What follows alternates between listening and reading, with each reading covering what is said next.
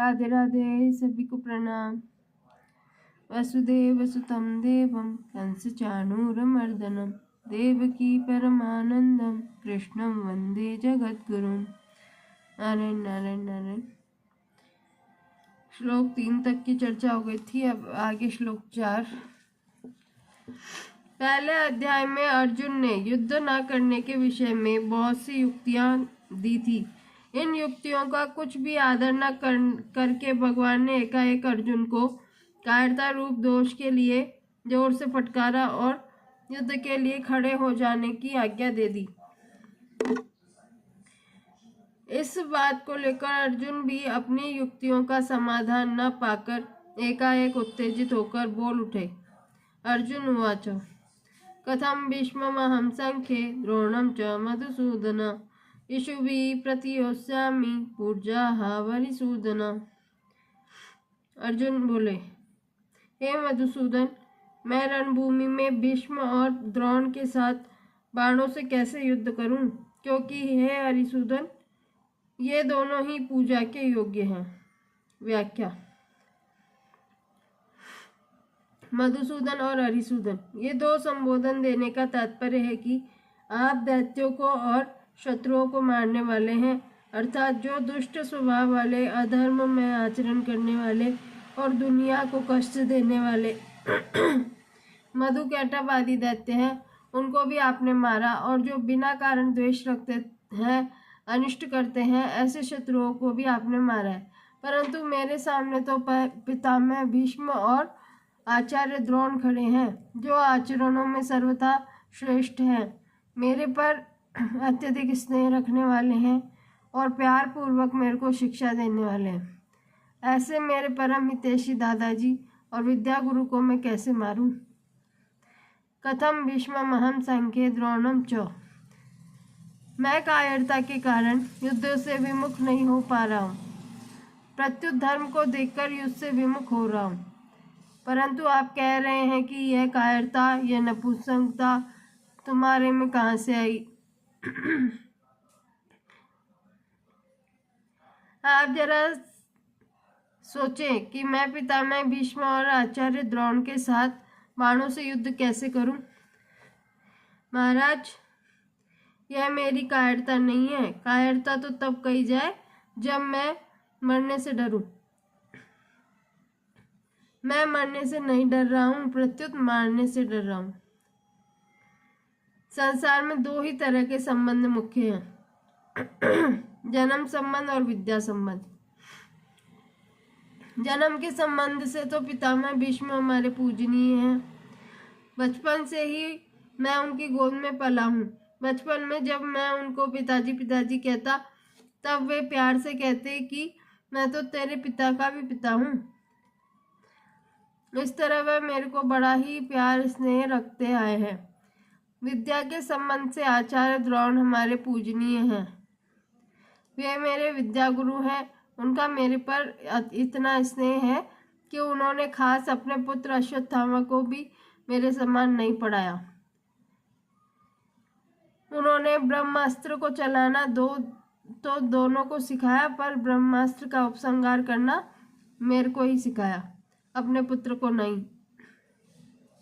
उन्होंने मेरे को यह वरदान भी दिया कि मेरे शिष्यों में अस्त्र शस्त्र कला में तुम्हारे से बढ़कर दूसरा कोई नहीं होगा।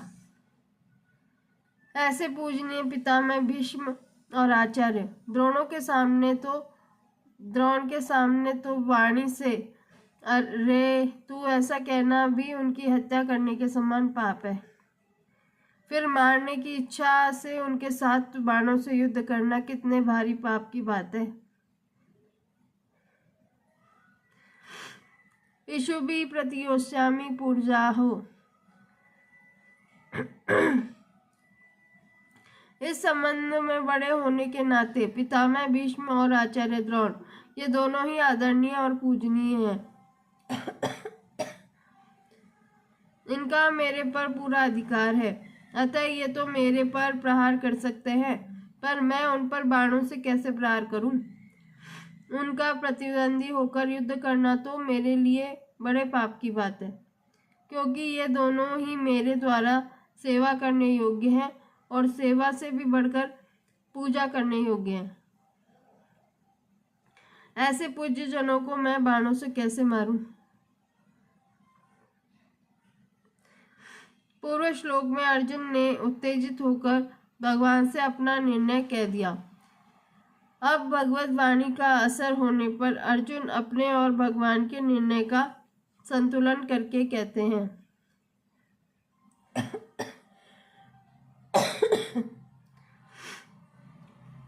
गुरुन् हत्वा हि महानुभावान् श्रेयो भोक्तुं वैश्यमपीह लोके हत्वार्थकामांस्तु गुरूनिहैव भुञ्जीय भोगान् रुधिरः प्रदिग्धान्।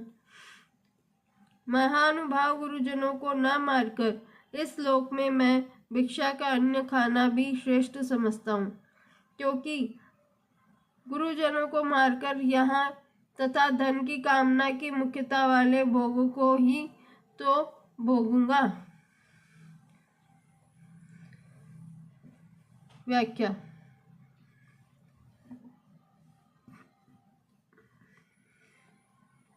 इस श्लोक से ऐसा प्रतीत होता है कि दूसरे तीसरे श्लोकों में भगवान के कहे हुए वचन अब अर्जुन के भीतर असर कर रहे हैं।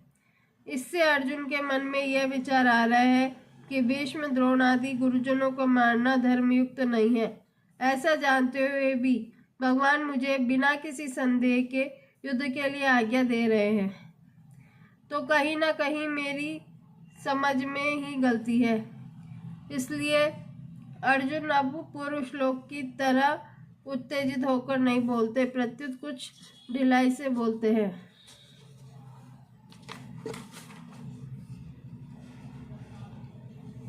गुरुन् हत्वा भैष्यमपीह लोके। अब अर्जुन पहले अपने पक्ष को सामने रखते हुए कहते हैं कि अगर मैं भीष्म द्रोण आदि पूज्य जनों के साथ युद्ध नहीं करूंगा तो दुर्योधन भी अकेला मेरे साथ युद्ध नहीं करेगा। इस तरह युद्ध न होने से मेरे को राज्य नहीं मिलेगा, जिससे मेरे को दुख पालना पड़ेगा। मेरा जीवन निर्वाह भी कठिनता से होगा। यहाँ तक कि क्षत्रिय के लिए निषिद्ध जो भिक्षावृत्ति है उसको भी जीवन निर्वाह के लिए ग्रहण करना पड़ सकता है, परंतु गुरुजनों को मारने की अपेक्षा मैं उस कष्टदायक भिक्षावृत्ति को भी ग्रहण करना श्रेष्ठ मानता हूँ। यह लोके कहने का तात्पर्य है कि यद्यपि भिक्षा मांगकर खाने से इस संसार में मेरा अपमान तिरस्कार होगा, लोग मेरी निंदा करेंगे, तथापि गुरुजनों को मारने की अपेक्षा भिक्षा मांगना श्रेष्ठ है। अपि कहने का तात्पर्य है कि मेरे लिए गुरुजनों को मारना भी निषिद्ध है और भिक्षा मांगना भी निषिद्ध है, परंतु इन दोनों में से भी गुरुजनों को मारना मुझे अधिक निषिद्ध दिखता है। हत्वार्थ कामांस्तु रुधिर प्रदिग्धान। अब अर्जुन भगवान के वचनों की तरफ दृष्टि करते हुए कहते हैं कि अगर मैं आपकी आज्ञा के अनुसार युद्ध करूं तो युद्ध में गुरुजनों की हत्या के परिणाम में मैं उनके खून से सने हुए और जिनमें धन आदि की कामना ही मुख्य है ऐसे भोगों को ही तो भोगूंगा। मेरे को भोग ही तो मिलेंगे, उन भोगों के मिलने से मुक्ति थोड़े ही होगी, शांति थोड़े ही मिलेगी। यहाँ यह प्रश्न हो सकता है कि भीष्म द्रोण आदि गुरुजन धन के द्वारा ही कौरवों से बंधे थे, अतः यहाँ अर्थ कामान पद को गुरुन पद का विशेषण मान लिया है। मान लिया जाए तो क्या आपत्ति है? इसका उत्तर यह है कि अर्थ की कामना वाले गुरुजन ऐसा अर्थ करना उचित नहीं है, कारण कि पितामह भीष्म, आचार्य द्रोण आदि गुरुजन धन की कामना वाले नहीं थे। वे तो दुर्योधन के वृत्ति भोगी थे, उन्होंने दुर्योधन का अन्न खाया था, अतः युद्ध के समय दुर्योधन का साथ छोड़ना कर्तव्य न समझकर ही कौरवों के पक्ष में खड़े हुए थे। दूसरी बात, अर्जुन ने भीष्म द्रोण आदि के लिए महानुभावान पद का प्रयोग किया है। अतः ऐसे श्रेष्ठ भाव वालों को अर्थ की कामना वाले कैसे कहा जा सकता है। तात्पर्य है कि जो महानुभाव हैं वे अर्थ की कामना वाले नहीं हो सकते, और जो अर्थ की कामना वाले हैं वे महानुभाव नहीं हो सकते। अतः यहाँ अर्थ कामान पद भोगान पद का ही विशेषण हो सकता है। विशेष बात, भगवान ने दूसरे तीसरे श्लोकों में अर्जुन के कल्याण की दृष्टि से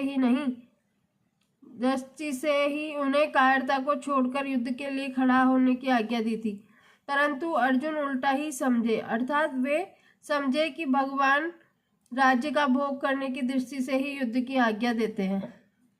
पहले तो अर्जुन का युद्ध न करने का एक ही पक्ष था, जिससे वे धनुष बाण छोड़कर और शोकाविष्ट होकर रथ के मध्य भाग में बैठ गए थे। परंतु युद्ध करने का पक्ष तो भगवान के कहने से ही हुआ है। तात्पर्य है कि अर्जुन का भाव था कि हम लोग तो धर्म को जानते हैं, पर दुर्योधन आदि धर्म को नहीं जानते, इसलिए वे धन राज्य आदि के लोभ से युद्ध करने के लिए तैयार खड़े हैं। अब वही बात अर्जुन यहाँ अपने लिए कहते हैं कि अगर मैं भी आपकी आज्ञा के अनुसार युद्ध करूं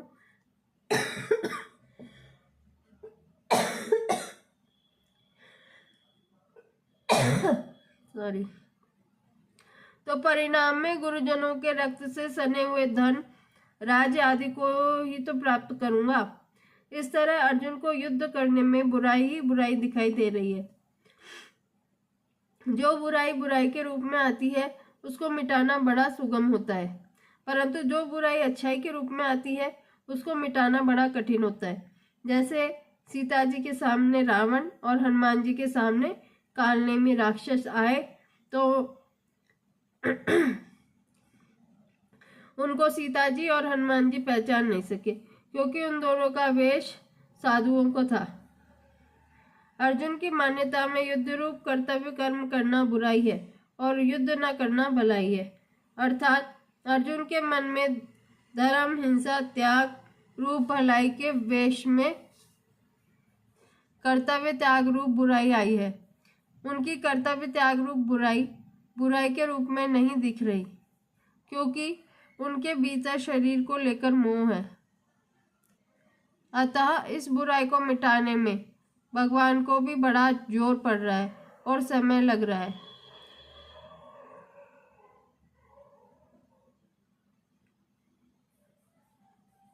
आजकल समाज में एकता के बहाने वर्ण आश्रम की मर्यादा को मिटाने की कोशिश की जा रही है, तो यह बुराई एकता रूप अच्छाई के वेश में आने से बुराई रूप से नहीं दिख रही। अतः वर्ण आश्रम की मर्यादा मिटने से परिणाम में लोगों का कितना पतन होगा, लोगों में कितना आसुर भाव आएगा, इस तरफ दृष्टि ही नहीं जाती। ऐसे ही धन के बहाने लोग झूठ कपट बेईमानी ठगी विश्वासघात आदि आदि दोषों को भी दोष रूप से नहीं जानते। यहाँ अर्जुन में धर्म के रूप में बुराई आई है कि हम भीष्म द्रोण आदि महानुभावों को कैसे मार सकते हैं, क्योंकि हम धर्म को जानने वाले हैं। तात्पर्य है कि अर्जुन ने जिसको अच्छाई माना वह वास्तव में बुराई ही है, परंतु उसमें मान्यता अच्छाई के होने से वह बुराई रूप में नहीं दिख रही है।